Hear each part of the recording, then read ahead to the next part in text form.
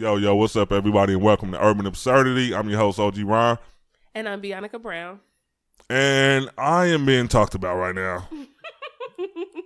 I am so worried about doing everything the perfect way, and Bianca just kind of teases me about it. All the time. I don't want to give y'all a bullshit show. I want the levels to be right. I want to sound like Barry White. The sound is great. Whenever it sounds good, then we're great. But as far as timing, you just got to let things flow. I like to have control over everything. And then when the shows are going good, it's like so hard to stop. Like when we have guests on the show, it's like I be wanting to get more out of these motherfuckers. It's like everybody of course I respect everybody that actually be on the show.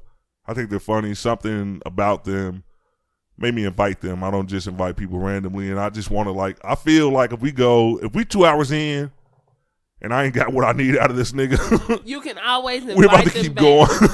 You can always invite them back. Listen, Ron want to have us here 24 hours talking about stuff. So let me ask you some more about yourself. Everybody pulled up a pillow and blanket stuff. I know.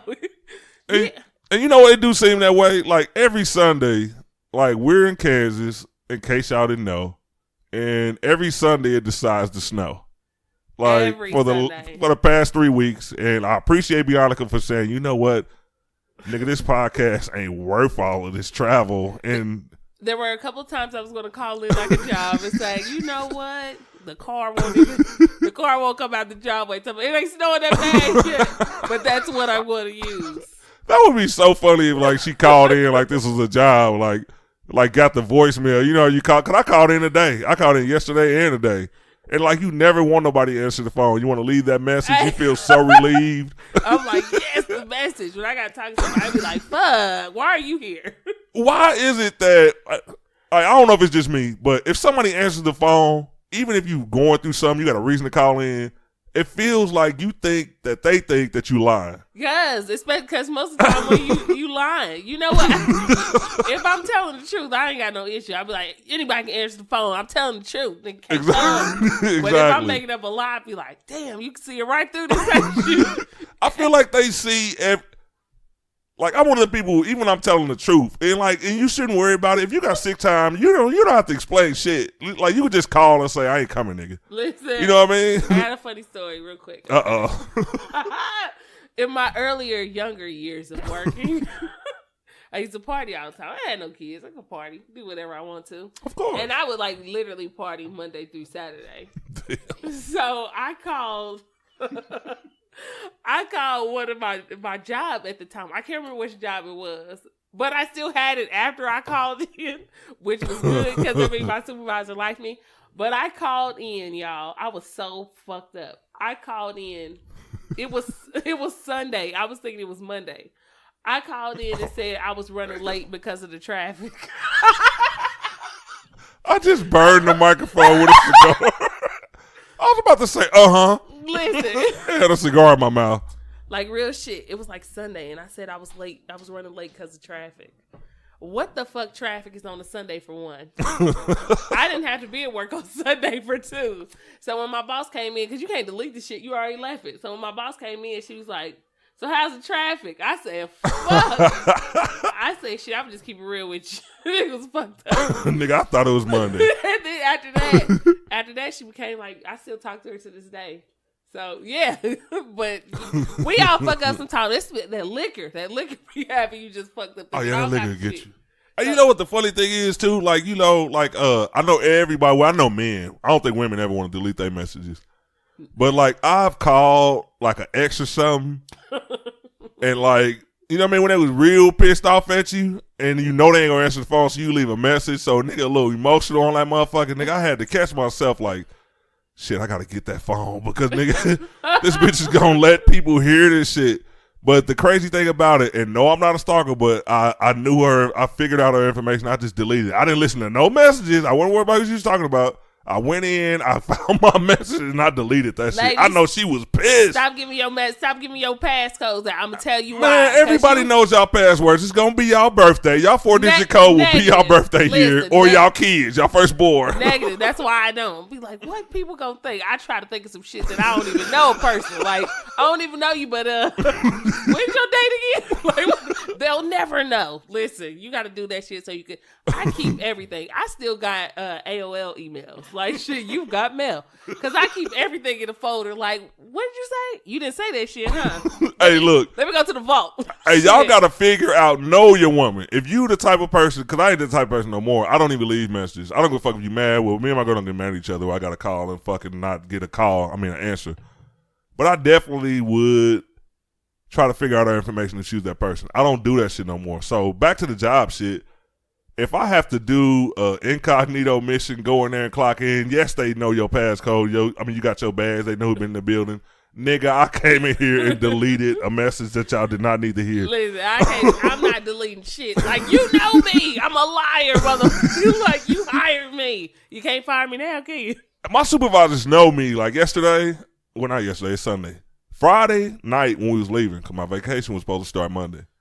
So I'm leaving and shit. I was like, hey, I got to fill out this paperwork, get that cash straight while I'm gone. So he was like, oh, your vacation do start Monday. I was like, shit.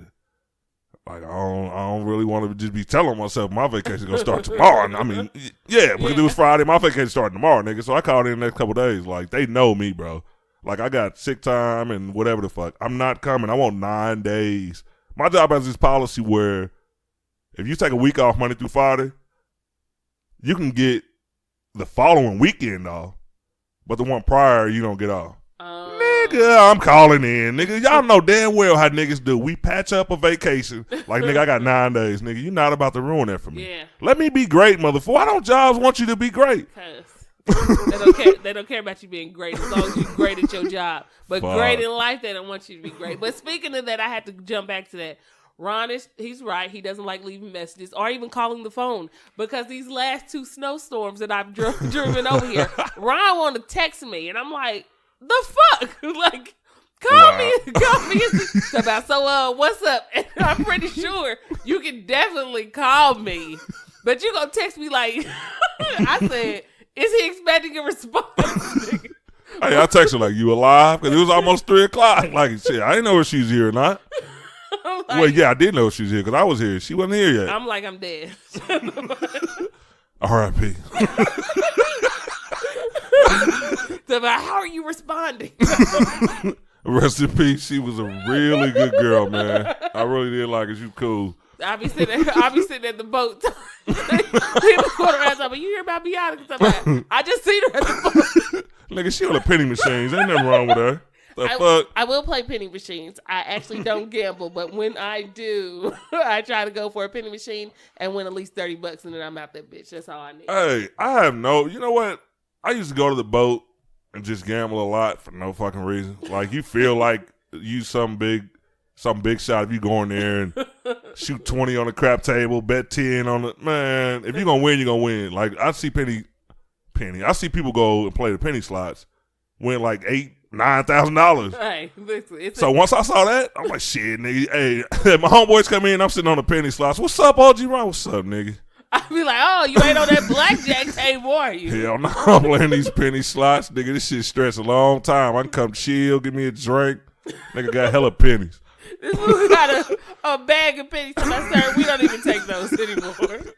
Hey, I stopped going to the boat, though. The boat was one of the worst experiences I used to have like, oh, man, within the last, I say 15 years. Like, back when Argosy, back before they remodeled it. See, I know nothing like, about people that. only know the new Argosy. The Argosy used to be so small. Like, used to go in. They used to have a nice little restaurant in there, pool table. Like, me and my boys used to go down there and hang out all the time. You can walk on the boat with no ID. I didn't even have an ID. I was going there losing everything I hustled and made on the block. That's everything. Why. I helped build that motherfucker. Listen, that's why they say shit. These niggas ain't with another, but it's close. So these motherfuckers go. Hey, I used to go to the boat back when they had limit losses. Like, you can go in now, you don't need a card or nothing. But back then, you could not buy any chips. You could not play any slot machines unless you registered on that card because you had a a loss limit every 2 hours. Yeah. You're gonna lose $500. So I've actually went to the boat, lost like $500 in like 45 minutes, and you have to just go out to the car, make a call, and then you come back in. Now they don't give a fuck, nigga. Hey, you can lose as much as you want. Come on down here and give us that money. Listen, like they used to actually have that. To lose $500, first of all, there's like the river that's close, right? Because you'll be like, be out of no joke. I'll be like, I just lost $500. I don't know what I'm gonna do. I was a hardcore gambler. I've lost so much money at the boat. I mean, because it was, quick money back in the day. Like now, like I'm not losing more than $40. That fool said, I'm out. Hey, I gotta go to work for this, you know what I mean? But when you're not working for it, like you always like thinking of that big win, which it might come every once in a while. I used to get some cool wins, like maybe $2,000 or $3,000, but I would get like what you were giving them back in between those wins. It never worked out in your favor. Yeah. I woke up early in the morning with no gas in the car, with like $600 or $700 in my pocket, and went down there and left with no gas in the car and no money. I had to go right to the block. Like, prayed I got back to the block and sit there for a little while. Like, shit. So you back so soon? Scoot over. I need this. Hey, let me get a serve, nigga. I need some gas money. I ain't ate yet, nigga. The boat used to have my ass, bro. Sad. See, yeah, I've never. The most I've been to the boats to go to Voodoo, and that was it. And I'm walking right past shit. Like, I've never been to Voodoo. Other than that, for just free pop when I used to drink pop, I'm like, this shit's fire. Like. You know what? That shit real good. When you lose all your money, you don't just want to walk right out because you only been in there like an hour. Nigga, you just sit there and drink all the free pop. Like, nigga, y'all just took me for $6.50. I'm about to drink at least a liter of this shit. That Fanta. I like to watch people lose so that way I can be like, my life ain't that bad. So, nope. I hate to see people lose because it kind of lets you know that you're probably going to lose too. You don't see many winners when you go to the boat. I won $70 and I was happy. That's the only thing the boat done gave me. I played, I think, 10 and I got 70, and right after that 70, I was out. Like, that's it. Like, I'm not that person. I'm just not.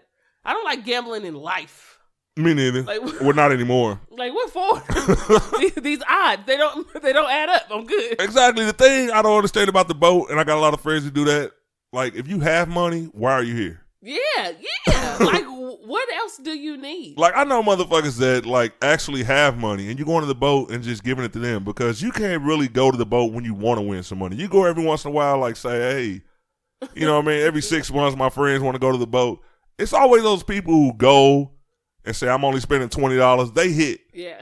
But when you go down there like, shit, nigga, I got $1,000. Ain't no way in hell I can lose all this shit before I hit the jackpot. You leave broke. It's about, we'll show you different. That's just how it happens. Welcome to the boat.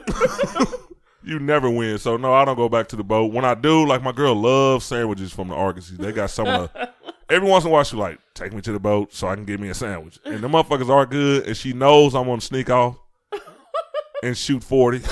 But after that, you know we gone. I used to have those girlfriends while I'm at the boat. It's like they sleep.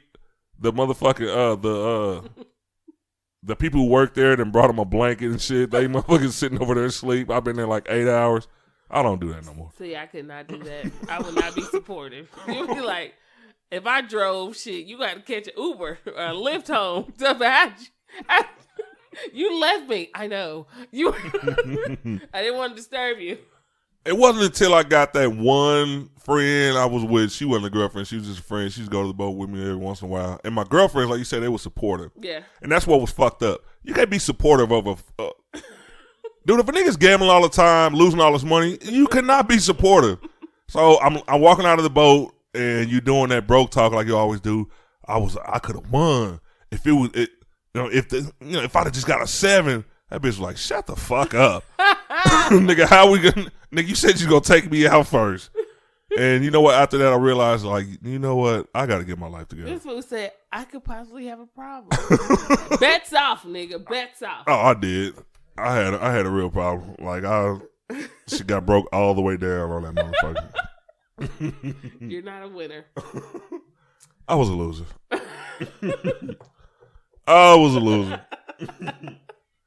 And but now that you've learned, I learned it's like when you make, like people call it slow money and used to get fast money. When you have to work for it, like there's no way in hell you're just gonna go and gamble it off, because you're just gambling off like 2 weeks of your life. This is why I tell people in relationships too. I'm like, if a dude, women used to say that all the time, have a dude that hustle, be like, oh my God, he bought me this, he bought me that. Yeah, bitch, he bought 5 of them. You know what I mean? Like, that's like, but if you got somebody who money doesn't come like that and they do nice shit for you, you got to really look and pay attention to that, because you like, damn, this person really didn't have it to give it to me. Exactly. But they made it happen and they got it for me, opposed to somebody who do this shit daily and they like, give it to you and you brag about the shit. Like, no, that ain't nothing special. He probably gave that shit to you and 2 other bitches.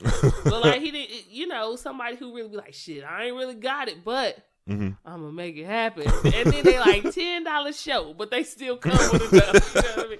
Like, I'm gonna make sure I got enough for the priorities. Like my girlfriend, my bills. Like I'm the type of person now where, like, I don't have a lot, but hey, no, you know what I mean? The repo man's not looking for my car. Ron. I'm like, Ron, is it? I'm not parking my shit at Bionica house like, hey, when we do the show, could you take my car to the house with you? Listen, when they find it, I'm recording. Talking about, y'all. What kind of friend are you talking about? Y'all, this Ron's car. They found it. They hooking it on the truck now. This nigga thought if he took it to Missouri, they weren't gonna find this motherfucker. But I guess he got GPS on and talking about, why are you going live with this shit? Talking about some they had some problems getting it up. But hey, you know what? Hey, let's talk about that. Like, life is so much better when you don't have I used to have those worries. I'm never the one in front. Like a lot of people on Facebook, they try to act like I've been doing good forever. Bad childhood? Yeah. Nigga, silver cans with a pig on it? Nigga, no.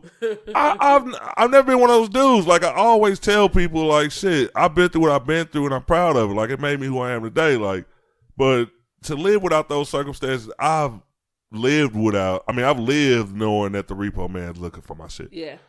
I've been dead sleep and hear a noise and I'm jumping up and looking out the window. Can you imagine looking out the window 50 times, knowing you ain't supposed to park, but you just didn't feel like walking from 3 blocks away that night? I can't eat, I can't sleep. They talking about, what's wrong? You sick? No, the repo man. This nigga looking for me tough. Every tow truck you see, you looking in the rear view like, is he making a U-turn? Is he following me? Yeah. I've been there, and it's not a good feeling. But when you get older, that's like, even though you pay bills and you think like, damn, I ain't got that much money left for, but you just feel good about paying them. Like, but at least I ain't got to worry about it. You know what I mean? Exactly. Like, at least these lights ain't coming off. At least these, you feel good opposed to. I love that feeling. I just wish you didn't have to feel it once a month. Could we go? Whoever becomes one of the next presidents, the presidential candidate, hopefully Democratic,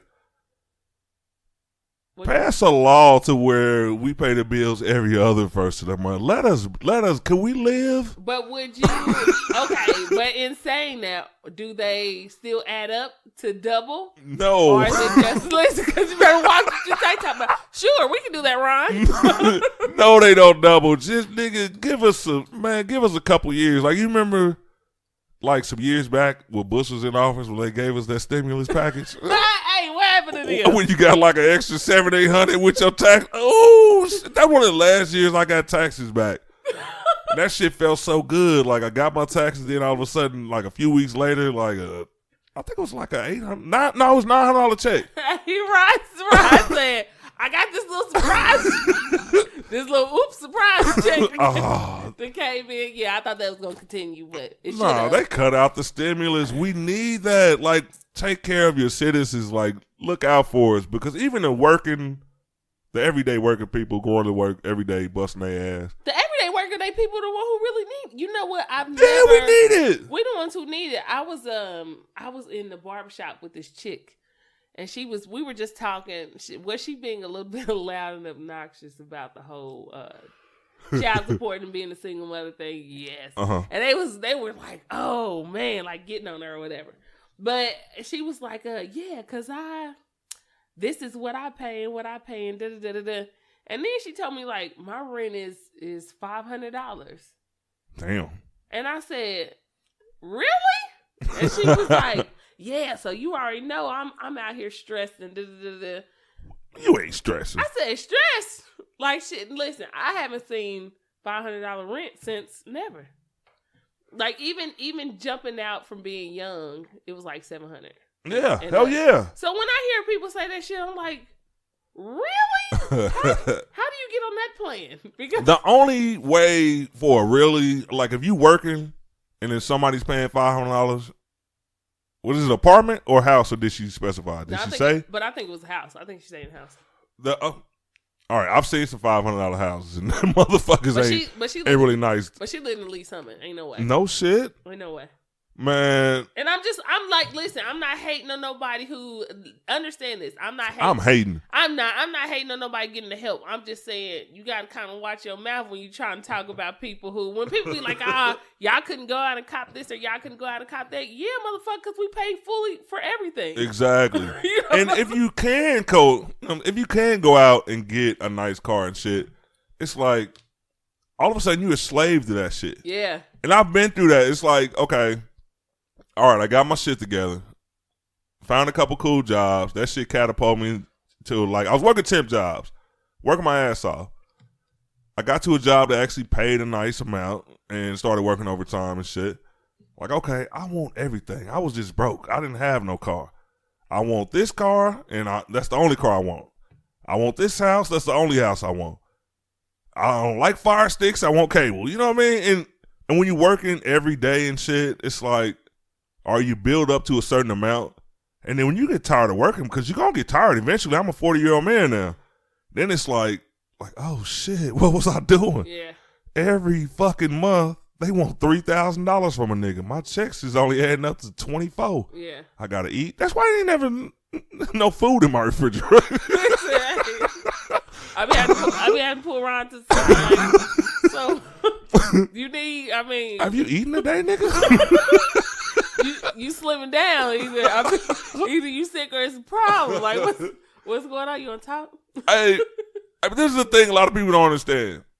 I talk to a lot of people, and when you say certain things around people, they be like, "Oh, nigga, you got it, nigga. Look what you driving." I'm like, dude, it takes a lot to maintain people's wants because they're not needs. Yeah. You don't need a certain car. You don't need a certain house. But if you want it, I think you should be able to go get it. Yeah. But people always assume that, okay, nigga, you doing good. No, I got to make smart decisions to get by month to month. Yeah. To come up with this. And then when credit becomes involved, all right, you get your good credit score. Shout out to Experian, man, for raising it up again. I got that notification. Shout out, well, all three, but I do have but Experian is the hardest one. So shout out to Experian. I want to thank my mama for trying to, like, tell me what to do. Credit is, you know what I think is, even for myself, I was kind of like, credit, man, you know, and I had a mother who was like, no, this is what you need to do. Be smart about your money. A, B, and C, and D, and, you know, just laying it out. And I'm just kind of like, but they just sent me this nice card, so I'm going to just go ahead and ching it out. You know what I mean? And then after getting older and being told, well, you may have to do this. You may have to do this to get this. Or you may have to. And then you see other people come in and they're like, yeah, just cash me out. You know, let me just go ahead. So when people be like, oh, credit don't matter, I would rather use cash. And cash is always good. Cash is good. But at some point in time, for whatever the fuck you got, you're going to need a little bit of credit. You're going to need credit. And a lot of people say, like, all right, I totally agree. People say, okay, I'd rather use cash. I've got to the point now where for certain things, yeah, like if you're going to, like groceries and, you know what I mean, shit like that, but you need credit. Yeah. Because first of all, you have to build it. Like people say, oh, okay, shit, it's my fucking actually my debit card. I don't own a debit card. Yeah. That was one of the ways for me to build my credit. I don't have a debit card. When my money goes to the bank, if I don't motherfucking need it, I don't go get it. Yeah. I use my credit cards and I pay them all. Every everyday experience, I use my credit card. Yeah. Because you're not going to build credit unless you're using credit. Exactly. And people don't understand that. Like, I don't have a debit card because that shit does nothing for my future. Well, you should have a debit and you should have a credit. Well, if you want to, but I don't even have a checking account. I have a savings. And I try to leave that shit in there. Well, the good thing about having a checkings account and a debit card too is because if you need a certain amount of a loan, although with the savings they see that, but also with the checking account they also see what you're spending your money on and how much you're bringing in, which goes to show them, should we give this person a loan or should we not give this person a loan? Because based on how they're spending their money and pulling it out and putting it in, exactly, is it matching up to what we want to give? And they kind of base that off of what you are putting down and what you are spending. So for that reason, it's smarter to go with a credit union, because a credit union, especially for Black people, they're going to give loans before a regular bank will. Exactly. But it is good to have one, just so, even if you don't use this checking account all the time. It's kind of like a credit card with the bank. It's like if I'm trying to start a business and I may need a loan from you, how willing are you to give me this loan? Exactly. And what APR are you going to give me this loan at, opposed to you trying to knock me over the head? And so many people told me that, which I believe is true. But when I finally got to the point to where I could get a mortgage on my house, they asked that same question. Like, okay, we need to check your checking account and blah, blah, blah.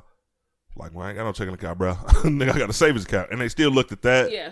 And they saw, and one thing that worked in my favor was they saw how much money I saved. Yeah. You know what I'm saying?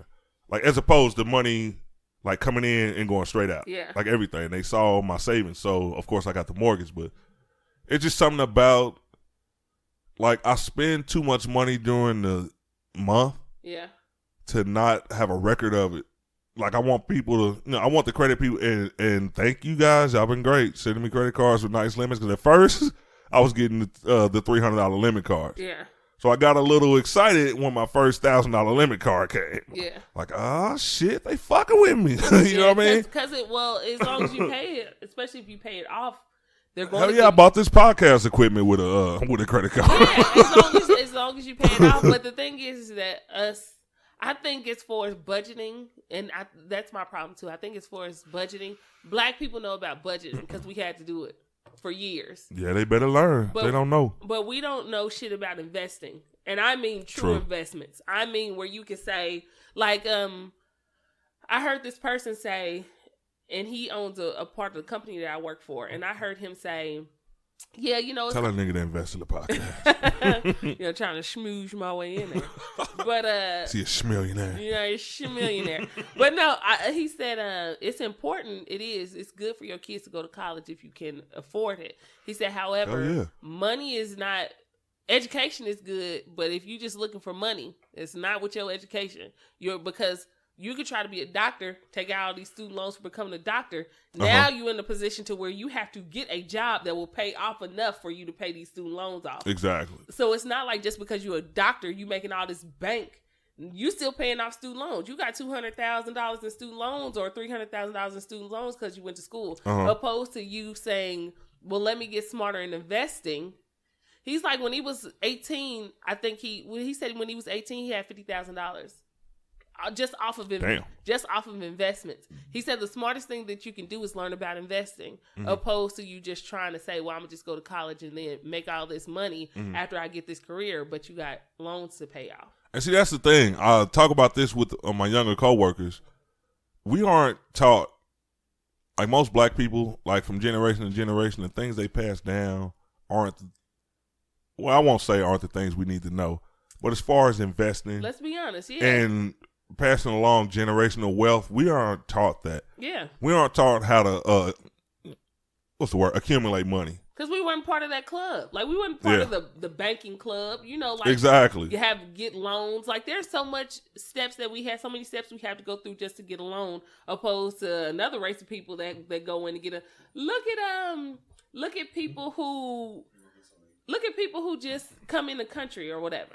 Yeah. A lot of people come in the country. Let's touch on that. They get credit. Like, automatically you get credit, but opposed to you being here for a long time and then they say, well, you have no credit. Like, exactly. You have absolutely none. So since you have absolutely none, like, you got to start from scratch. Yeah. And another person came over here, you started with credit, so you can't open up a business. Or you can't open up a gas station. Or you can't open this up.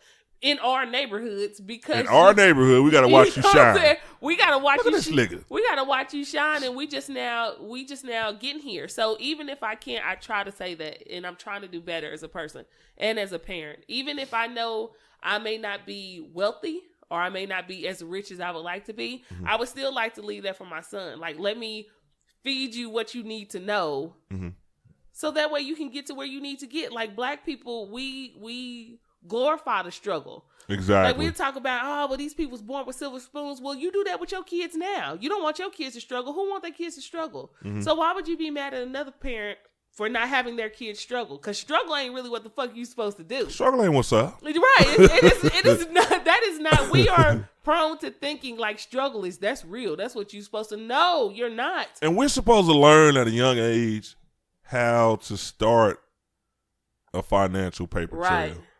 Like the white families, or just not white, like Asian, like even Mexicans now seem like they're all ahead of us. Yeah. Like when their teenagers become 14, 15, they give them a starter credit card. Yeah. Be responsible with this. So they're building credit history when most black teenagers aren't even thinking about credit. Yeah. And I was the type of person like, hey, I'm from the hood. Not saying that my mom didn't tell me certain things, but I was a hard-headed person. And it wasn't like my family was like had a rich history. Yeah. Of knowing exactly.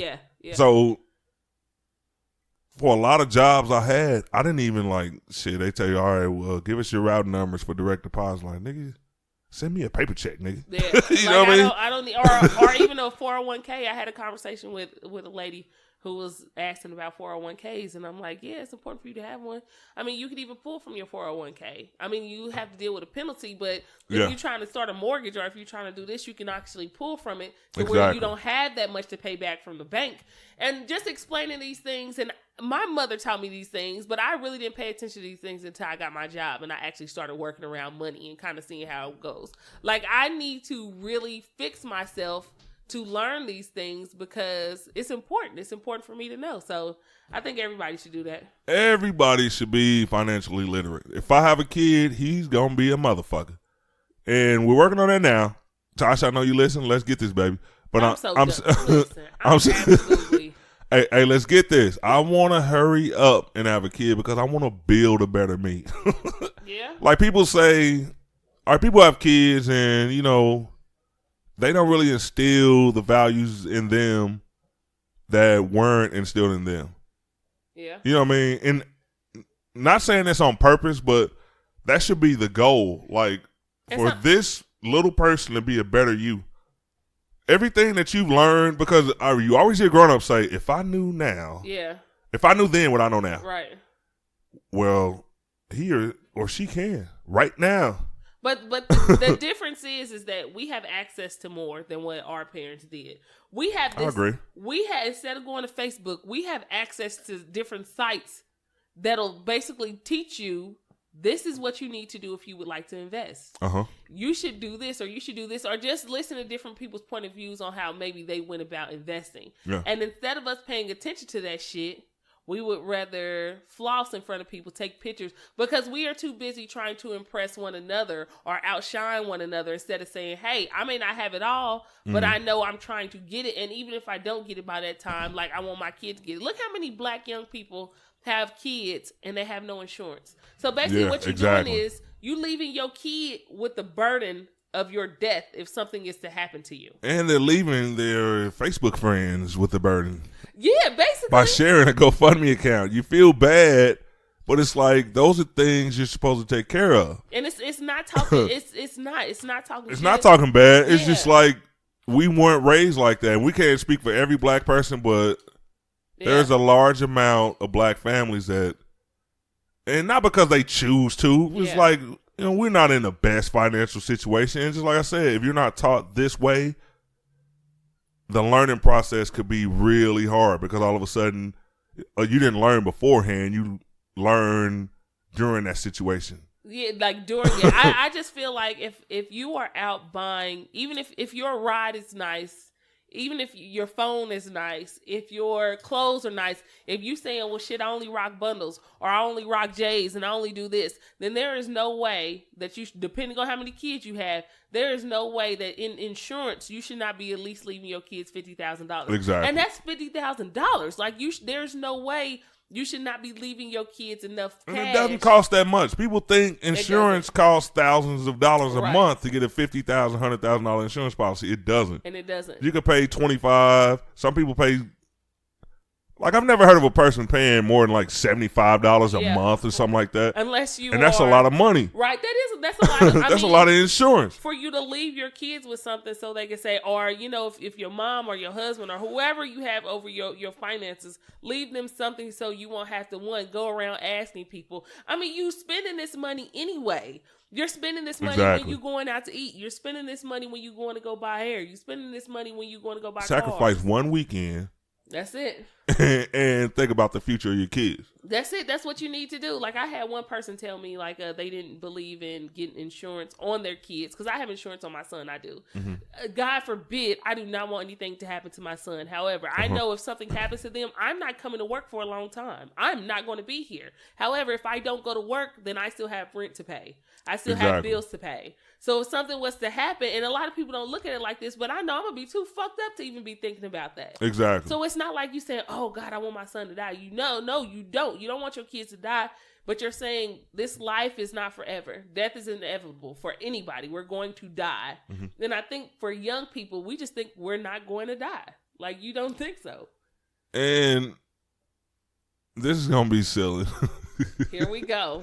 We need a little chuckle. We need a little chuckle. You never see, like, when you watch criminal case files, you never see black people killing nobody for their insurance money because we ain't got none.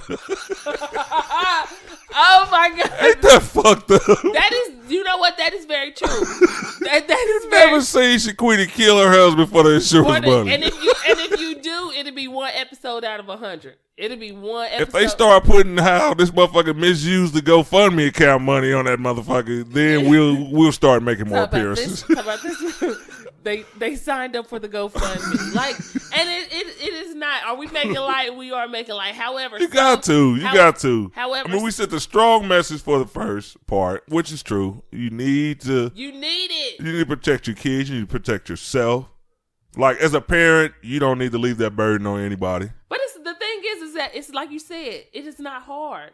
It's not hard. It's easy. Because you're going to spend this money anyway. So it's not like you got to spend $300 out of your pocket. And you could get it at your job. Yes. Like, if you have a job,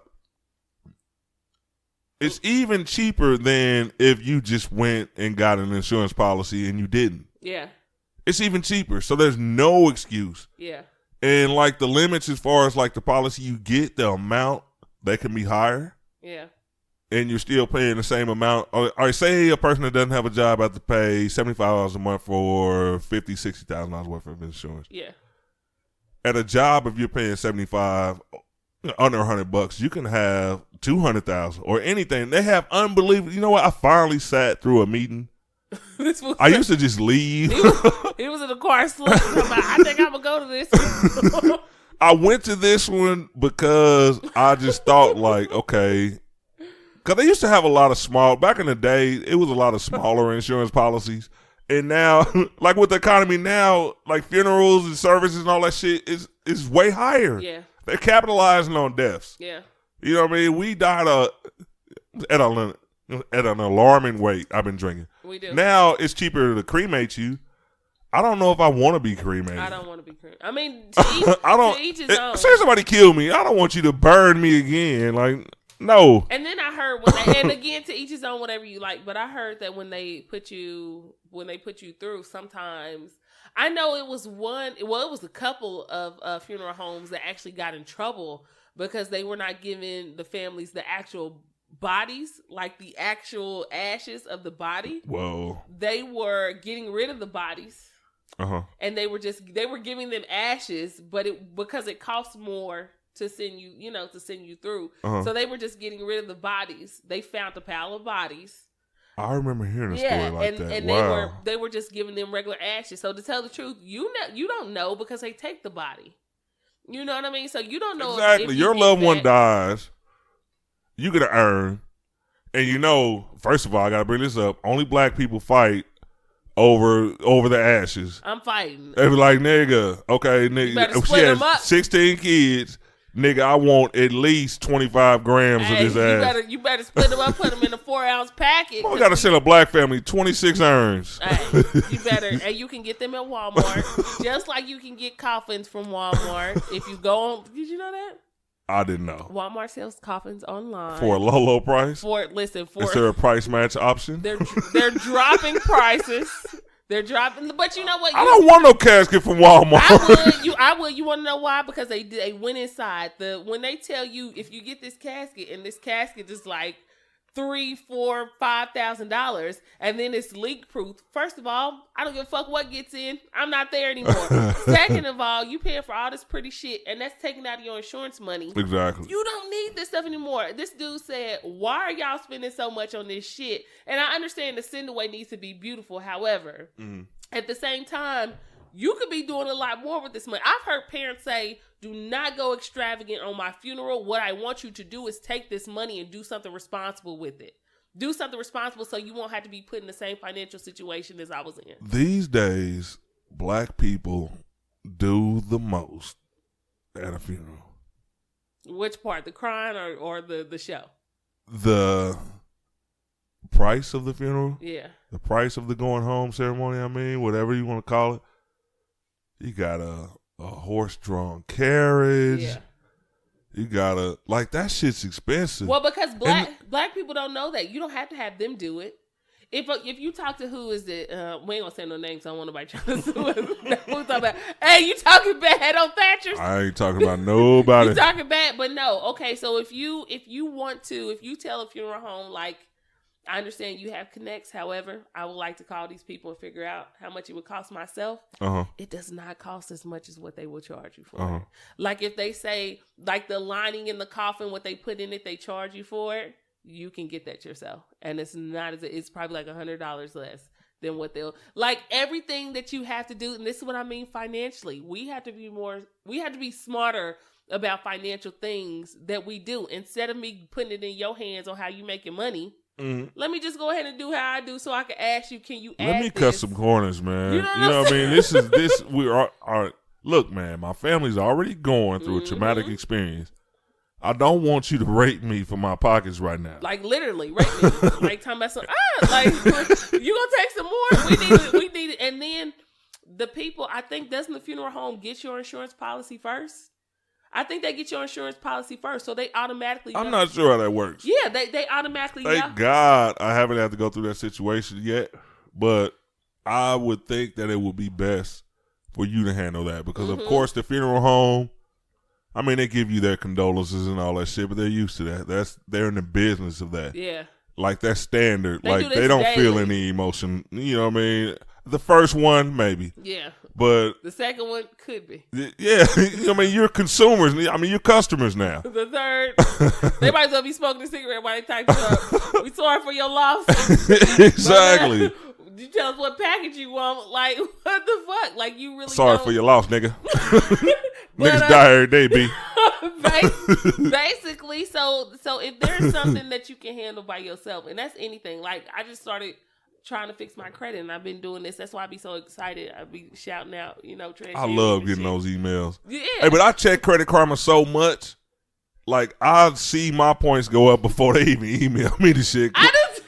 Because if you notice, they send you that email later. Your score already went up a couple days later. Like, I don't wait on that email. Yeah, it went up. So I be like, but I do. I try to check it daily because I want to know if it went down or if it went up. So I do. I'm checking, and just in case if something happens on my account that I need to find out about, I want to know about it. Exactly. I check all the time now because my credit got in the range to where they were like, hey, this is a pre-approved card. And I ordered that motherfucker. Like, all right, at first, I used to hear credit advice.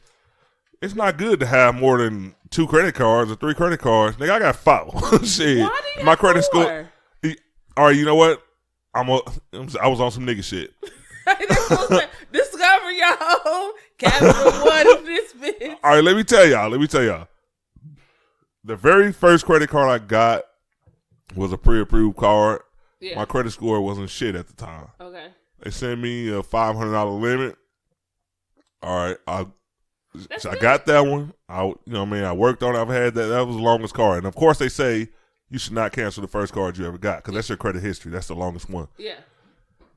All right, I got that one. It's doubled now on that credit score. But okay, what pulled me in was the second credit card I applied for, because you don't know the limit they're going to approve you for until they approve you. Right. So the second credit card that I got was $1,000 limit. So I'm like, oh shit. And we're I'm moving up. Hey, that fool got that ball wig piece at the top with that suit doing that. I can't stand you.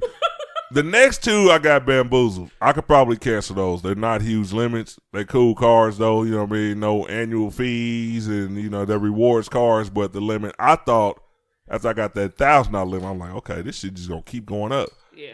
It didn't happen like that. I got like a pre-approved notices and shit, and then I ordered it. Okay, this one is $300, or this one is. They've all helped my credit because basically they just average all your credit cards anyway. They do. I don't care if you got 17 of them. Your utilization rate will always be from every card you have. Yeah. And as long as you keep it under 30%, they're not going to drop your credit score. So when someone tells you you can't have 4 cards, that only drops your credit score. No, it doesn't. My credit score has never dropped because of the amount of cards I've had. It always goes up because I keep, like most of the time, because I pay my shit all the way off. Most of the time, my utilization rate is like 5%. But that's why, because you pay it all off. So let's just think if you got 6 credit cards, right? Mm-hmm. And for whatever reason, you pay a minimum or you don't pay as much as you do on the others, then that's going to drop you. It's going to drop you because they rate on your, and I know I don't see it on Credit Karma as much as I do on Experian, like the regular website. I was trying to go to TransUnion to do it, but anyway. So it'll give you a list of what you have and then what you paid and what you're standing on that card. And they'll do it individually on everything that you have. But all of them are low because I pay them all off. See, this is what I do. Like, I don't play around. Like, all right, first of all, I know when all of my credit cards report. Yeah. So when I pay it off, I don't give a fuck if I pay it off on the 4th. Yeah. I mean on the 1st, the 4th. That's so random. I pay it off on the 1st. It's the 4th. That's right. Say if that card reports on the 25th, I'm not touching that motherfucker all month. Yeah. That card is gonna sit, and I only use one card a month anyway. Like, so and I make sure. You need one or emergency card. Like I said, you need a credit card and a gas card, and that may be it. But I know how niggas get with the gas card. No, I don't get no gas cards. I know niggas don't even be needing gas. And they still... Nigga, you don't even need gas, bro. You offering people gas. And you mean the cute chick got that gas because you at Quick Trip, you want to fucking pay for her gas. No, I ain't got one of those. Shout out to the niggas that got gas cards. Just feel a little friendly. You know what I'm saying? If you in the Wyandotte County area, you feel like they're a little friendly with the gas card, just go ahead and, send me a message. No, I don't. You know what? I don't need 4 credit cards, but that's only because I just started getting credit cards. Like, eventually, I can cancel the newest ones, and it won't really affect it. I'll never cancel the first one because it started my credit history. Yeah. I won't cancel the second one because it was a bigger limit. The last 2, I'll hold on to those until, because I don't apply for credit cards anymore. Well, you should get. You know what I mean? I just started getting approved. So as a nigga, I'm like, nigga, oh shit, they approved me. Let me get that. They approved me. Let me get that. Yeah. So okay, it did shoot up. Like I said, they average them all in. Yeah. So 4 credit cards, they only see one balance. You got this amount, say $2,000, $2,200, whatever the fuck it may be. So I'm just gonna keep that going, keep that down. Cancel the ones with the highest APR. Yeah, I got a pretty good APR now, even though they're low limits on the last couple. that fool said, "Don't worry, we got you for just $300." You know what?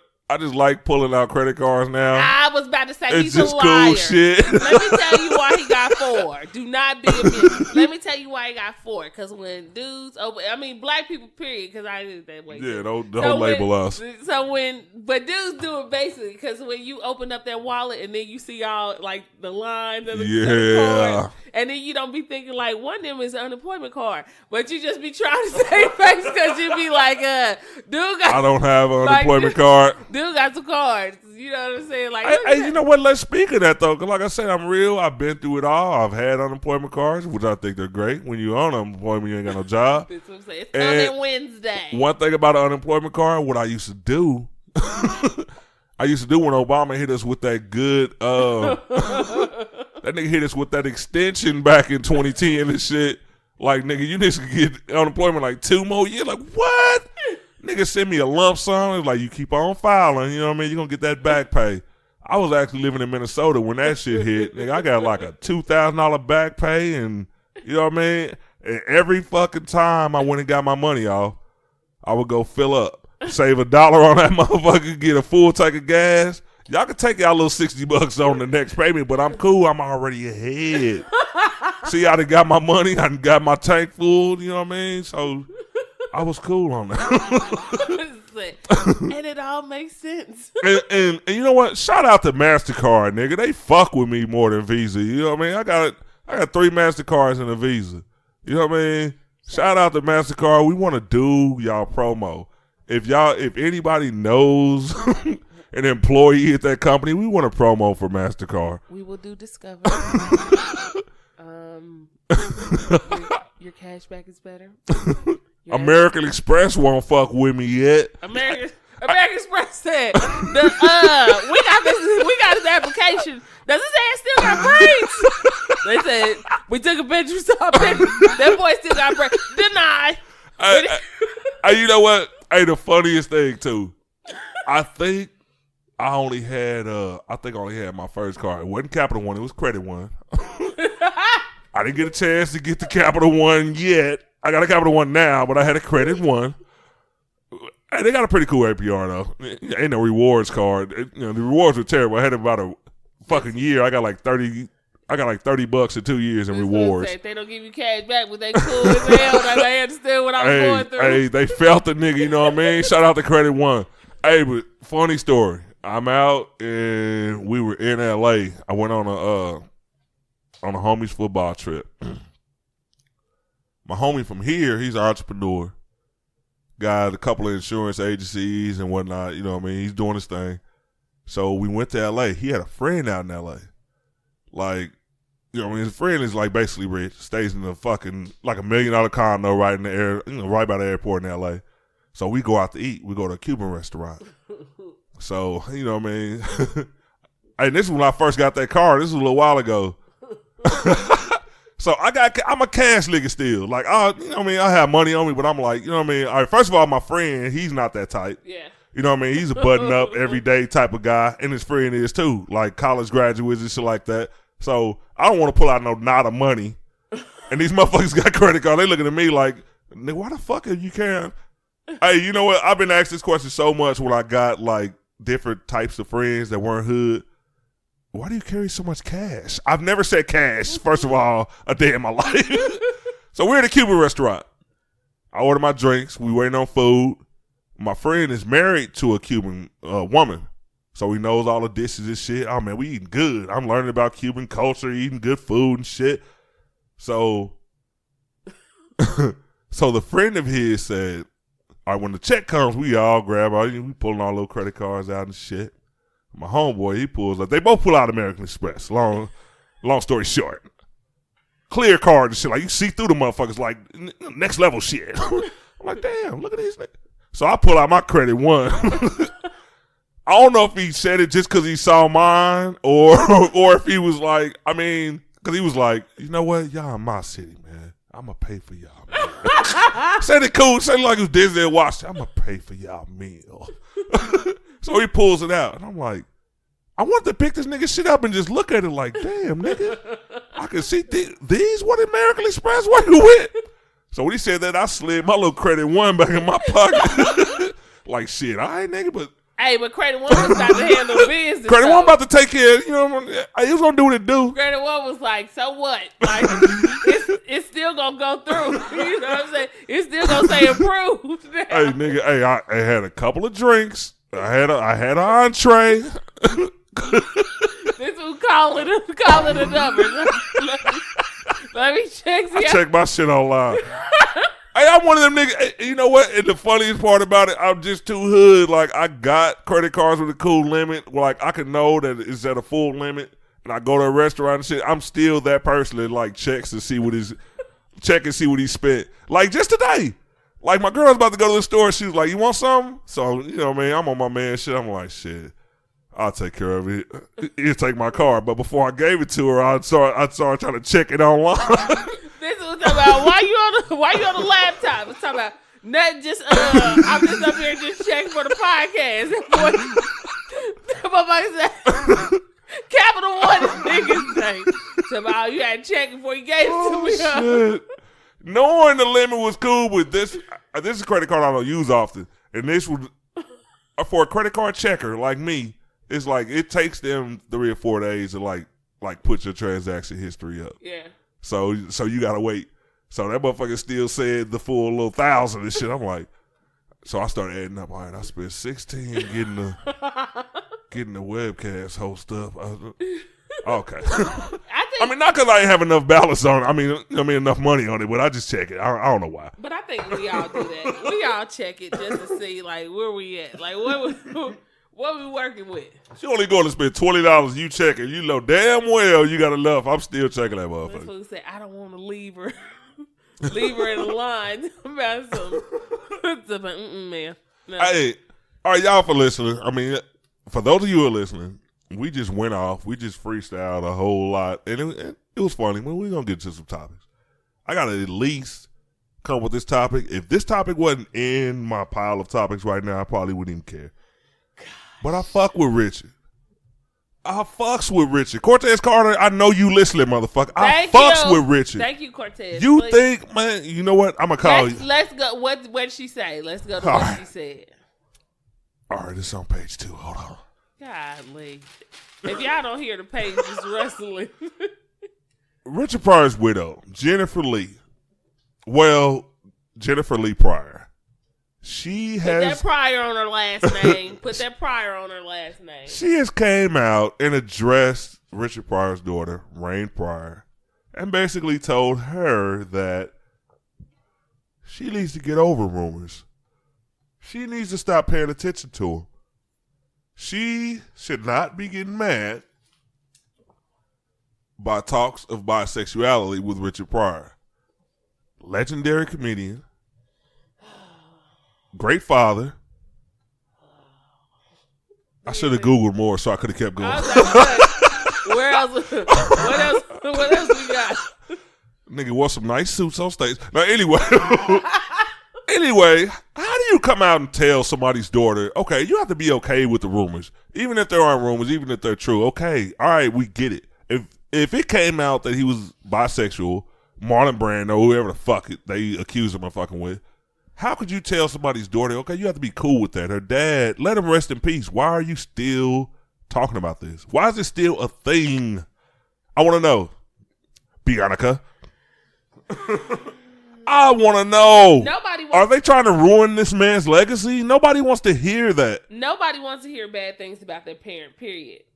Case in point, when people talk about other people and you like, hey, ask your mama and your daddy how that went. And then you be like, you know what? You've been shouting people's parents out a lot on you want to know why? These last couple shows. I tell you why. Because people need to be honest. You know what about different things that they've done. I am glad that I had parents who can honestly say when they fucked up or when they did something. You know what I mean? Uh-huh. I think as parents, you kind of want your kids to look at you as perfect, or you want to be able to tell your kids what to do instead of you telling them why I'm telling you what to do. Like, because I've been there and I've done these things or I've seen these things. So then when a kid doesn't know that, you judgmental of everybody else. Uh-huh. When really, what you being judgmental on is right in your house. Like, but you walking a thin line on, nigga. Nobody. A thin line. The reason I say that, let me come in real quick. Go ahead. I'm not a parent.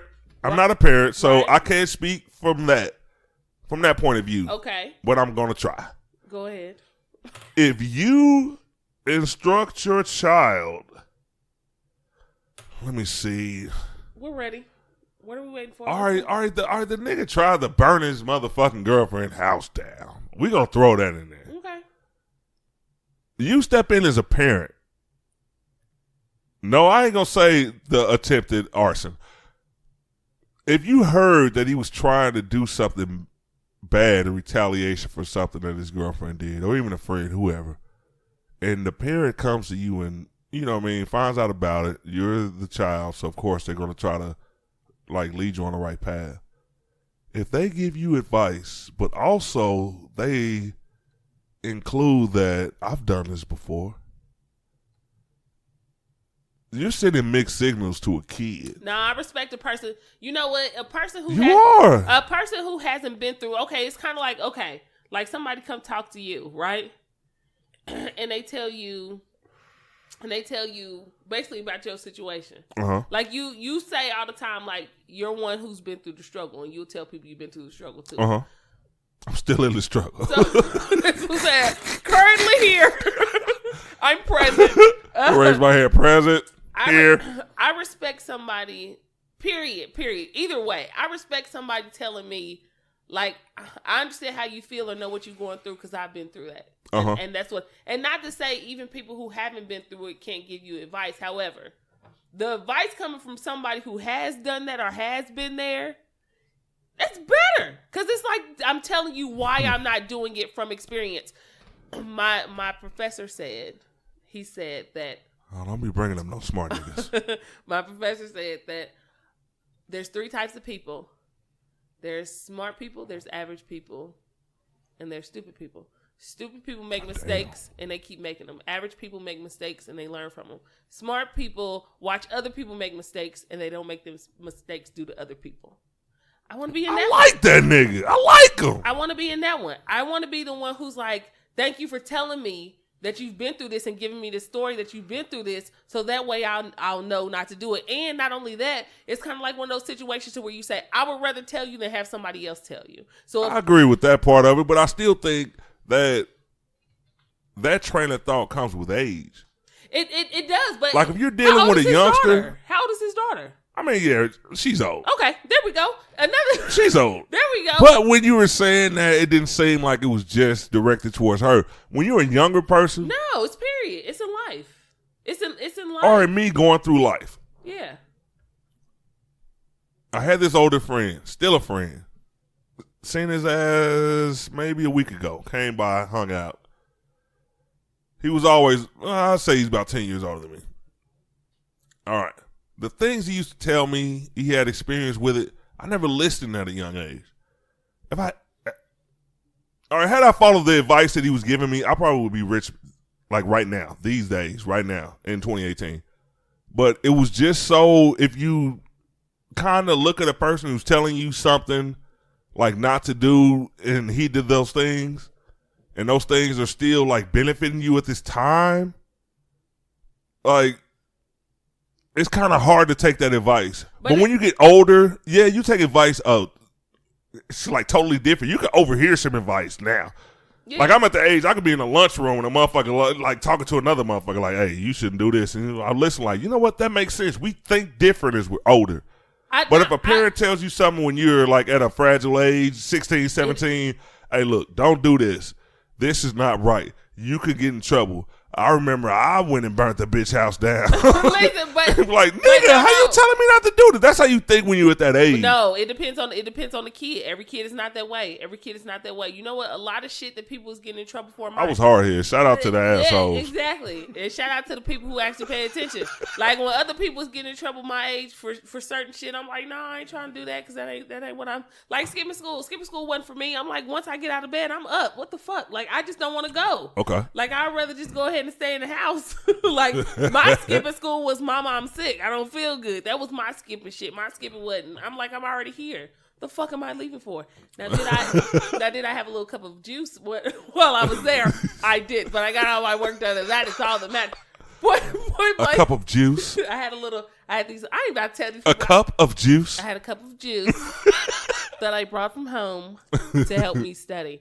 And it worked. Thank you. That was all I needed. When she say juice, she mean that shit you see on the internet where they mix up shit in a fucking bucket and they distribute it in cups. Jungle juice. Is that enough? She means jungle juice. I have the jungle juice. But no, different people do different things. So it's not, some people may not take heed, but it's not even, it's kind of like you may not take heed now. You may take heed in your 20s, or you may take heed to later on. But point blank period, at one point in time, you're going to pay attention. Anyway, if that is the case, and if that is true, I was not there. I cannot say. However, if that did happen, all right. But we got sidetracked real fast. No, I was going to talk to her. I was about to say, how would you feel if you had a deceased parent, be it mother or father, and you went so long with just praise for the work that they did, for the person they were. Yeah. And now all of a sudden, a sexual preference, allegedly, dominates the headlines every time you talk about them. For me, I would be angry. Because first of all, why does this matter now? And is it true? Because she wasn't there. She can be. And I wouldn't believe, I mean, trust me, if my mom's ex-husband or whatever, however the hell that went. It's not ex. I wouldn't believe, like, I'm not. A lot of people, and that's my, that is my point. Rest in peace, Richard Pryor. Let him rest. That is my point. A lot of people don't want to believe bad shit about their parents. You rather hear the praise than the negative shit. That is what you rather hear. Point blank, period. You were not there. You were a child. You were not there. I agree. I agree with that part. And that's my point. You were not there to say what happened to your father. You can't say, no, that's not true. How would you know? Was you in there when he was banging people? Like, you just being faced with that scenario. I'm not saying that it's not tough. Up. I'm not saying that it's not tough. What I'm saying is, however, you cannot go around saying this is not true when you don't know that. I don't even know the nigga, and I'm going to say it ain't true. Fuck you, Cortez. I mean, it is what it is.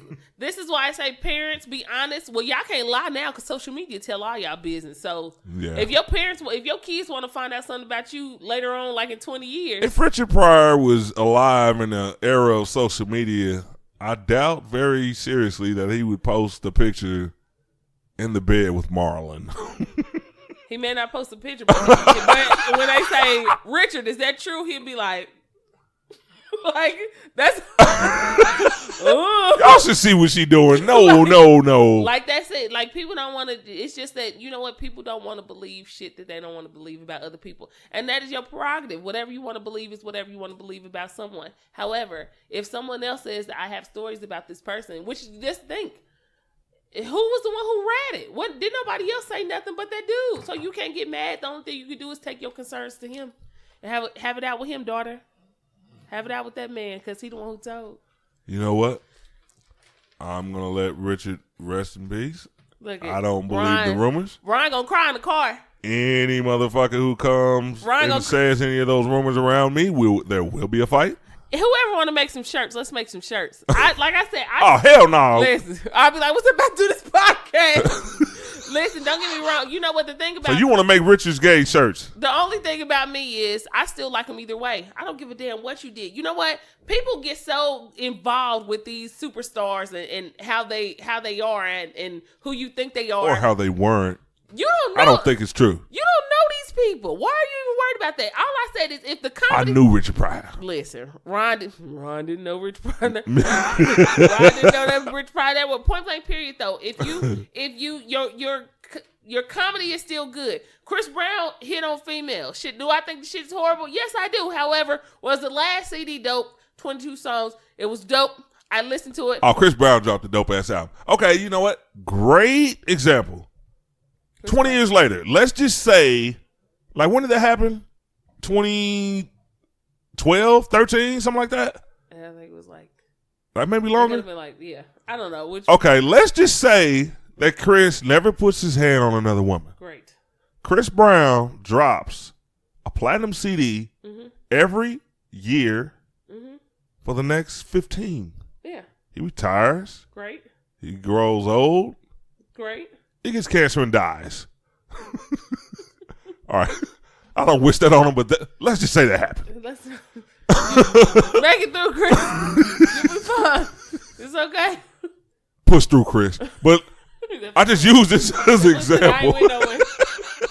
All right. If the only thing people talk about years and years later after this situation is he was a woman beater. Let's say that was the only woman he punched.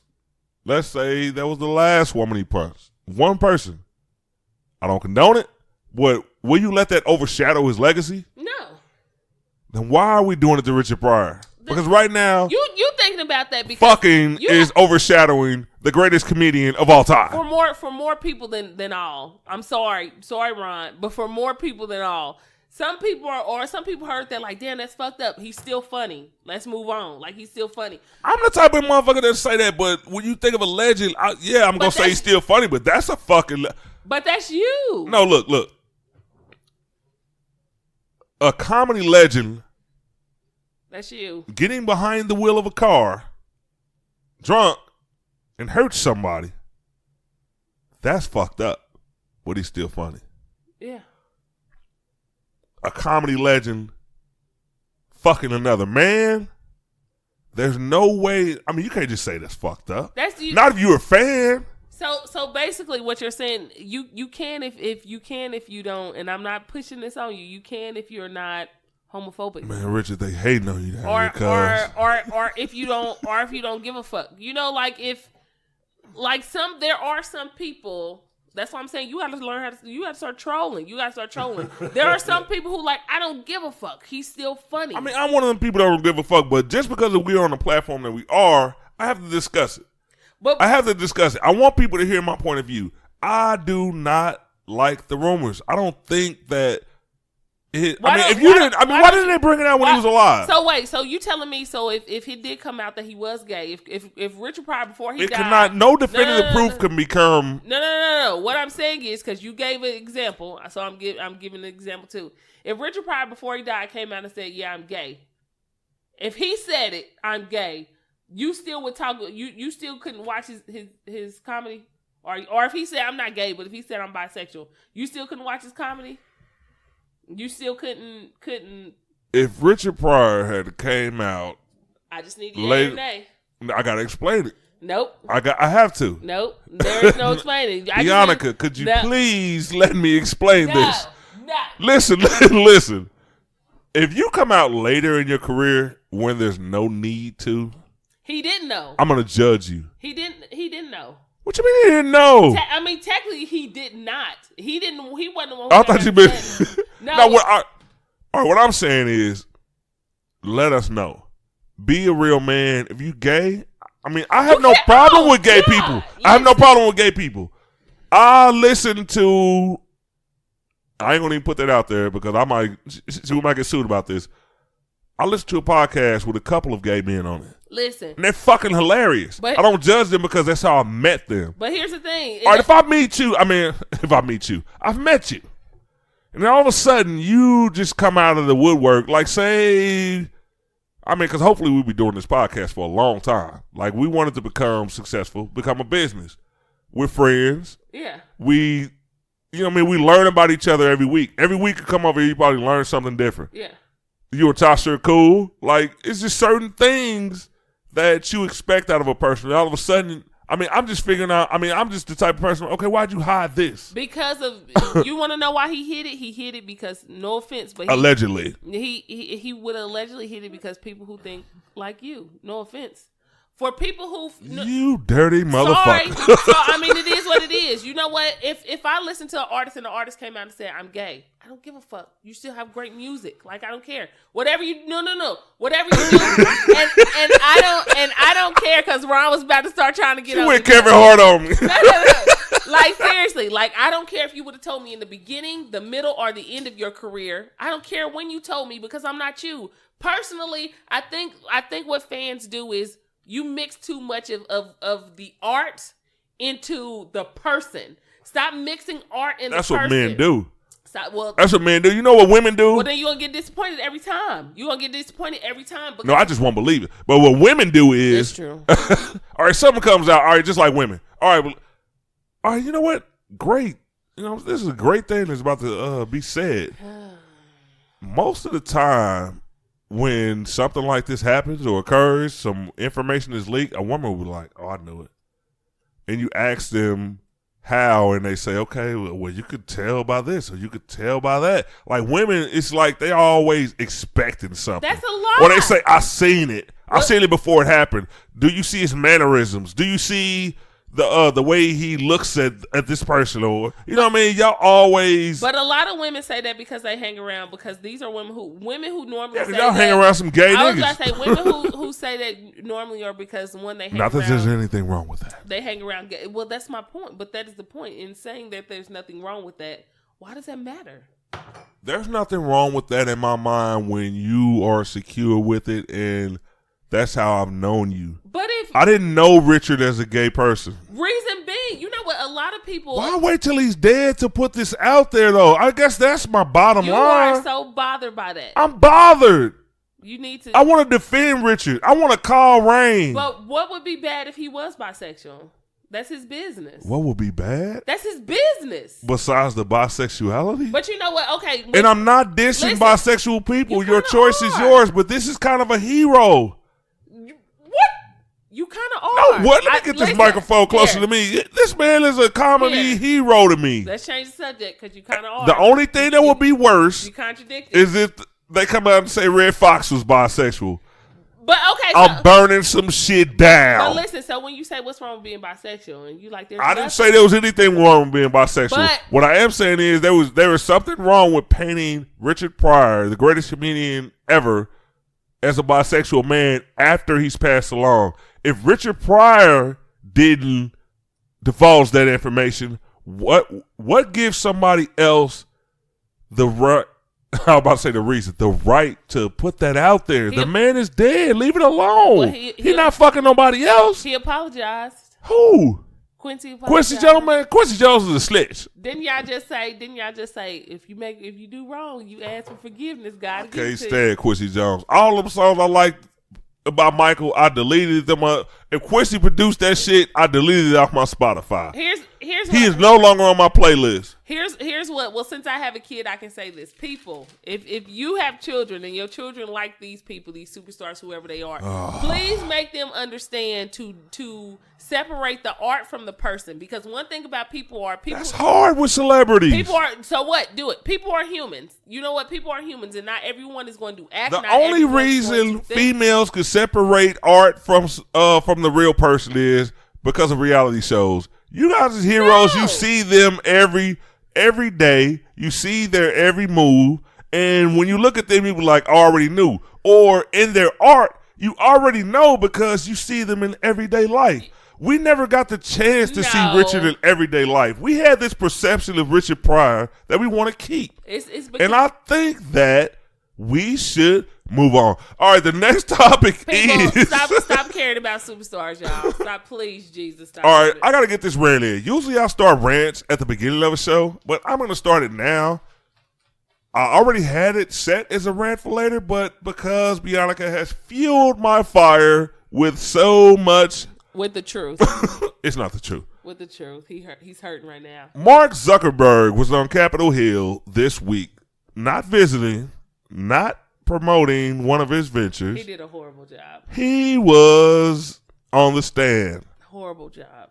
Mark Zuckerberg was on trial for, I think it was a trial. You know what? Only rich people get to do that. This nigga didn't go on trial, actually. He was just like questioned on why he sold billions of people information from Facebook. Right. And I think they should lock his ass up. First of all, let me put my notebook down. What would people do without Facebook? You know what? I've went through that for like a month and a half, and it ended shortly. I mean, a short time ago, maybe 3 weeks. When I was locked out of Facebook, I have a huge like page, maybe 500,000. My page can reach like maybe 10 million people a week. It's my livelihood right now. At first it wasn't, but then when I said, hey, I'm going to do a podcast. Hey, I'm going to start a website. I'm going to blog a little bit. I'm going to use these talents. It took me a while to figure out how I could utilize this Facebook following. And as soon as I did, they locked me out that motherfucker. I emailed Mark Zuckerberg, nigga. I emailed that nigga. I emailed all of his motherfucking employees. None of them responded. It took like 5 or 6 weeks for me to get back on my page. I think Mark Zuckerberg should experience what a lot of us experience and lock his ass up. You have benefited tremendously from the following of Facebook. Facebook is at a couple of billion users right now. And you have so many people's information. Like, and you know what? I'm going to deviate from this topic and kind of just... I had a talk with my barber yesterday. I didn't get my hair cut. I got braids, y'all. But I get a shave when I get a chance. You know what I mean? I go down to my barber. We have good talks. And we were just talking about powerful people and how some people are just too fucking powerful. Like, way too powerful. Like, in America, there are some powerful people. And I think it's dangerous to a certain extent. Like, Mark Zuckerberg is what, 30, 31 years old? Yeah, worth $60 billion. Somewhere between $50 and $60 billion. And he stole the idea. And he stole it. And he didn't even have to pay the people that he stole it from like more than $1 billion each. Like, he gave them chump change. Mm-hmm. This man is fucking set. Like, this man went to Hawaii and like built walls on beaches that they're fucking pissed about. But you know what? They can't do anything about it.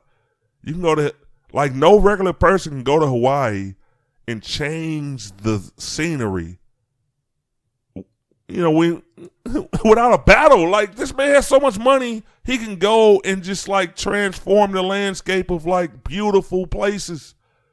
I think certain people are too powerful. He had the access to billions of people and information that he sold it. Yeah. No matter what he told, like, he basically was like, we made mistakes. No, nigga, you knowingly sold billions of people information to make more billions of dollars. But here's the thing, though. Why do people feel like, when we put our information in on these sites, why do we feel comfortable to do that? Like, these people, business is business, and business has to keep going by any means necessary. I agree. So you think when you getting these calls, these messages, or these pop-ups on your shit, you think, oh no, because I know this is safe, and I know there's no way they could tell. Black, you know what? A lot of black people, because I'm gonna keep it black right now, because I don't have the intelligence. I just don't, to create like certain, like a $1 billion idea as far as a website for a social networking website. But I'm like, if there was a not Black Planet, what's the creators of Black Planet Black? I gotta look that up. That's a good question. That's a damn good question. That's a good question. But if there was another site like Black Planet to come out, would people drop Facebook and go to that site? Are you that like, I want to support so bad, and I want someone to win just as much as he's winning? Will we put somebody else in that position? And then when we put somebody else in that position, would that black person be like, would that black person be so pushed by what's going on in the world and making money? Would they sell our information too? Would they do that? It's just...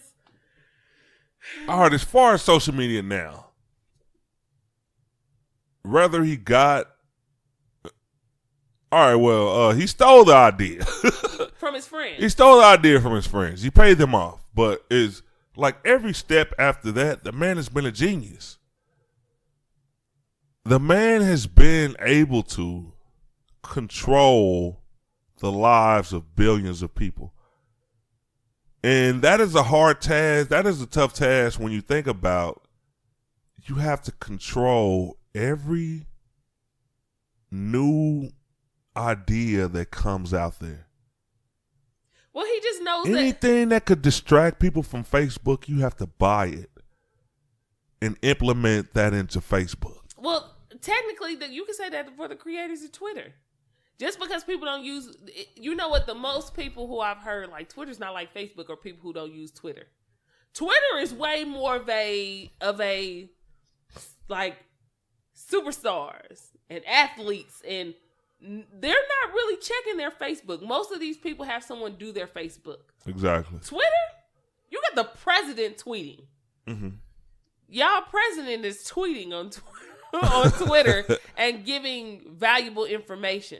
The difference between that is not just celebrities. It's the fact that the most common people, or most people, they think that you have to have a following to get on Twitter and like actually have a good time. Like, a lot of people don't want, like, a lot of people like that personal experience. Yeah. Like, if you get on Twitter and you already have a Facebook, it's like you already know the people that you were at on Twitter. Yeah. It's like All right. In my opinion, I think you have to be like already have like some sort of popular person if you get on Twitter to actually. Because me, I don't want to just read celebrity stories. Yeah. I want to engage with people. I want to put things up and have people engage with me. But you can do that. I mean, you can, but it's not to the level of to the people that you follow on Twitter. Like most of the people follow on Twitter are like celebrities. So when you go there, you see everybody engaging with them, and that's because they are a popular person.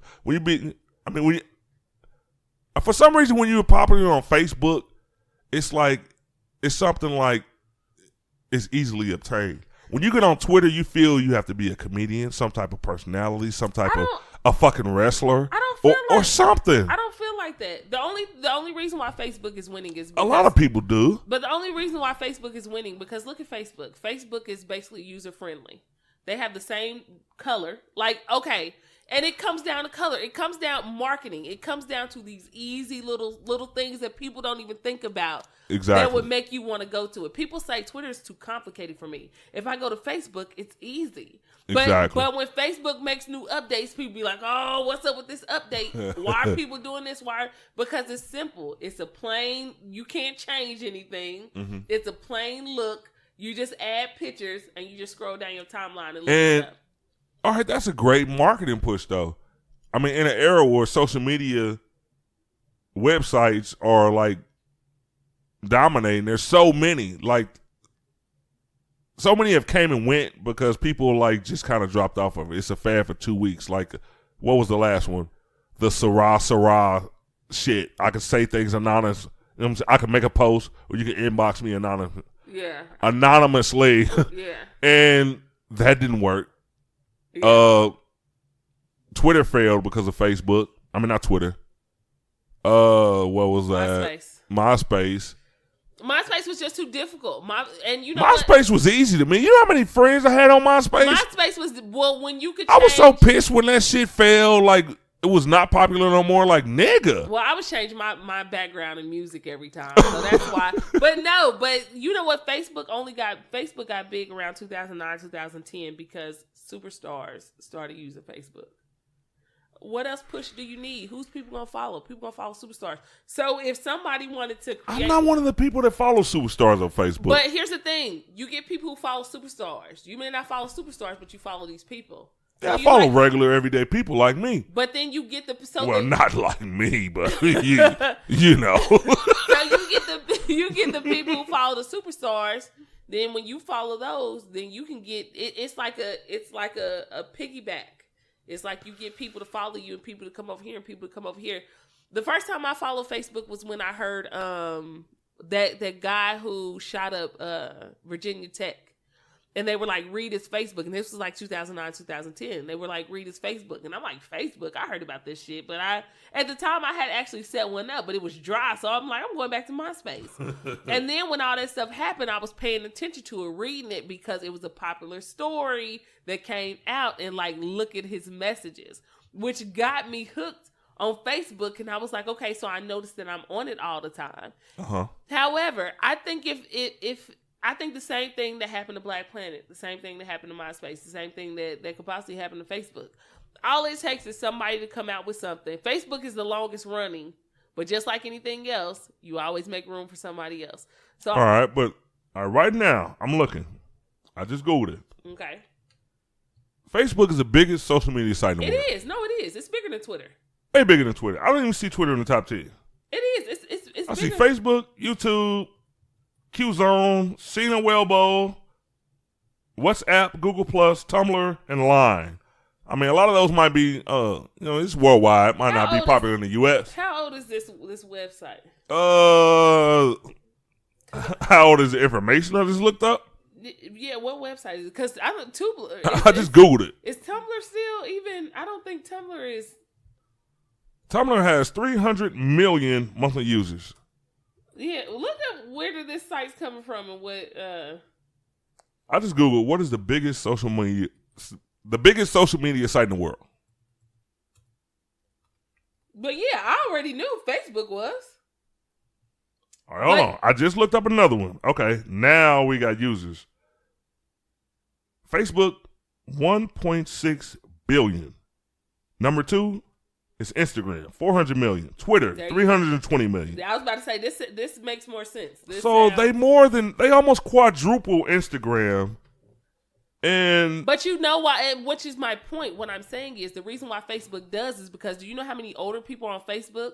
Most of the older people that I see on Facebook are not on Twitter. So you calling me old? I'm not saying that you are. I'm not saying that, but your parents probably have a Facebook. They probably don't have a Twitter or Instagram. My mom has been Facebooking lately. I'm telling you. She's commenting on my stats at like 3 a.m. Like, why the fuck are you up? Like, I'm up. Because you get something that is user friendly. It's the same thing Microsoft did.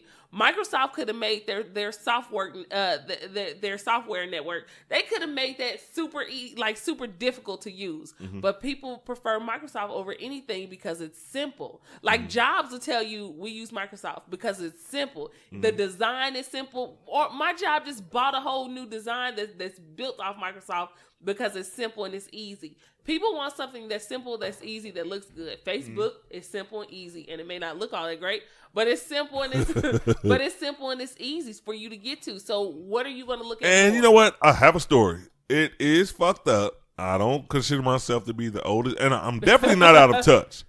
Like, I've always been like good with tech, good with computers and stuff like that.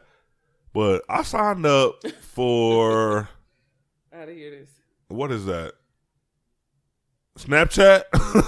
I signed up for Snapchat about a year, maybe 2 ago. And I didn't know what the fuck to do after I logged in. Like, I couldn't even figure out how to fucking post a video. I couldn't figure out how to follow people. And like the interface wasn't that confusing looking, but it was like, why can't I post anything?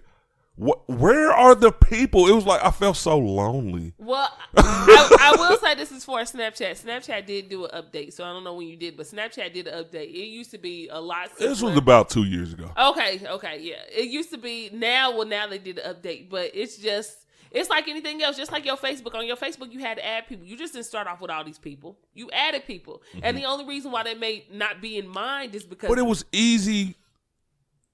Like, the startup process was so simple. Like, from the beginning. Like, and you know what? A story about Facebook. Good friend of mine, we were out in Minnesota. We were doing the music thing right now. Rest in peace, my boy Dyron. We were on MySpace doing most of our promoting for the album. And, like, we used to go to this library every once in a while because where we were staying had fucking terrible, like, internet connection. So I go over there. I go over to his computer. I'm ready to go. Like, shit, I'm hungry. We would dedicate ourselves to promoting like 2 hours a day online because this online thing was like that was pretty new in 2010. And he's on Facebook. So I go over there. I'm like, bro, why the fuck are you on this site? Like, what the fuck is this shit? Like, because like MySpace, you could send. They had a certain amount of friend requests you could send a day. Yeah. So we would make sure we maxed out those friend requests a day. We done working, nigga. Let's go kick it. You know what I mean? We done our shit. Now let's hit the streets. So he was on Facebook. He was like, bro, you need to get on this shit, bro. I'm like, dude, that shit is whack, nigga. Nowhere in hell. And then the funny thing about it was, a couple years later, I was addicted to Facebook. Yeah. Had 5,000 friends, had like pages. He was like, nigga, I told your ass. And it was just, like when I got on it, it was way more simple than even MySpace. Like, there was no Tom to tell you what to do. We didn't need Tom. Yeah. We didn't even need Mark. Mark wasn't your first motherfucking friend. Shit. We just fucking started communicating. And that's why I think that they're the biggest social media site in the world, but I hope they lock Mark's ass up. But the list of and that's what I mean. Different social media sites are good for things. The best social media platforms for business and listing is Twitter, Instagram, LinkedIn, Facebook, Google, YouTube, Pinterest. What the fuck is Pinterest? It's a beautiful site. Like, are people socially talking to people, or are you just finding out? Like, I thought that was just like, hey, I fucking ate this pizza over here. You guys should come here. No, Pinterest is beautiful. Pinterest is for, I mean, you can do a lot of things. You can, like if you make certain things, or if you want to sell certain things, or if you want to, like I get my recipe. You can, I mean, it's like a one-stop shop. You can, without all the hassle. Because sometimes people, Without all the hassle. that's why people like Instagram, because it's just pictures. Sometimes you don't want to talk to people or read people's posts. Sometimes I don't. If I go to a point where I'm like, oh my God, I don't feel like hearing from these fucking people, but I would like to see different people's pictures, I go to Instagram. I'm not going to Facebook. I'm not reading paragraphs of shit just to, you know what I mean? Like, just to see how your day's going. And that was a cool niche. Whoever came up with that, it was cool because they actually do say something. You know what I mean? They actually do have a little caption, but you don't have to look at that. You can just scroll past pictures. That's it. And I do that like, oh, okay. So I thought that was pretty cool. I do like Instagram. Instagram is good. Like keep it going. I like Twitter. I do like Twitter because one, networking is good because you talk to different people. Most of the people that I have on my Facebook, I don't have on my Twitter for a reason. I don't. I talk to different people. Like, and I think you should separate them because one thing I hate is people on Facebook talking about follow me on Twitter. Or I do that. I hate it. Go on there and make new connections. I want to take your people. It's not about you. It's not about I'm just you. going through, okay, after they add you, you go see who follow them. Like I add you, like, yeah, that's cool. but I want to take your, depending on what I'm trying to do. Like when I tried to start my blog thing, I'm like, let me take these people. Because it is like, but also I found out news way before I was on Facebook through Twitter. Like I found out different stuff that was happening. Like most of the racial profiling stuff that I found out on Twitter before I found out on Facebook. Okay, and you know what? You give me new ideas because yeah. In case everybody didn't hear last week, our website will be up. Boop, boop, boop. UrbanAbsurdity.net. Me and Bionica will be blogging. Yay! We will have viral videos. Just about everything the popular websites have. We need you guys to support us. We need you to support us. Like everybody. We're going to start there. Everybody, just come out. Come out and enjoy. Click on the website. Check it out. I'm going to make it beautiful. I'm doing it myself. It will be. Well, when you hear this, it will be up. Yeah. Yay. We're going to tell y'all what's going on behind the scenes, but this will be up. The website will be up and functioning. So just remember, UrbanAbsurdity.net. You won't have to worry about where to find Bionica on Twitter, on Tumblr, on anything. It'll all be there. Is Tumblr still around? I'm gonna check. Yeah, but yeah. I just read that. I don't even know shit about Tumblr. Vine. Like, we will be making 7-second Vine videos. I think Vine did come back. They closed down and then they came back. I don't think they came back. No, I thought they did. Okay, more research is going to be done for the next show. I don't think Vine came back. I think so. Vine is like the craziest shit. Like, you give a person 6 seconds and they'll fucking tell you a whole story. But you know what? I know. But that's how you see how creative people are. Because you be like, dog, you only had 6 seconds to do this shit. And it's hilarious. You have to be the most creative person in the world to make a successful Vine. You do. When I first got turned on to that shit, I was like, dude, 6 seconds, no. After the first day, I was like, these niggas is geniuses. What the fuck? Me too. I'm telling you. And then been on that bug like, oh my God. I'm laughing. Like, I can't stop laughing. Like, you still watching this? Yeah. She was scattering by herself. Oh, shit. These niggas is crazy. The scatter. You do a one-person scatter? That shit's funny. You had nobody to run from. I do that. They be looking like, is she running? I'm running in place. Shut up. Oh, God. Oh, shit. Hey, like I said, the website will be up. UrbanAbsurdity.com. UrbanAbsurdity.net. Don't go to com. UrbanAbsurdity.net. Don't worry about it. You'll see the links all over the place. Just click on it.